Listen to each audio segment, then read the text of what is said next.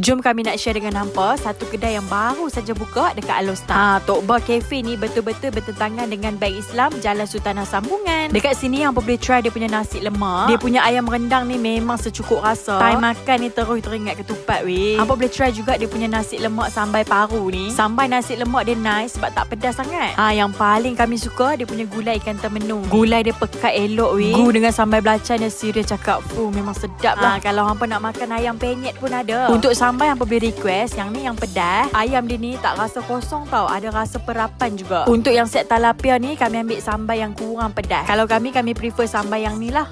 Baru puas makan. Dekat sini pun ada bihun sup tau. Yang kami ambil ni bihun sup campur. Kalau hampa tak mau bihun, nak kuih tiaw ke mi pun ada. Boleh lah buat makan santai petang-petang kan. Kedai depa ni baru saja beroperasi. Hampa boleh tengok lah menu lain yang ada. Depa buka daripada pukul 9.30 pagi sampai 9.30 malam. So hampa jangan lupa singgah.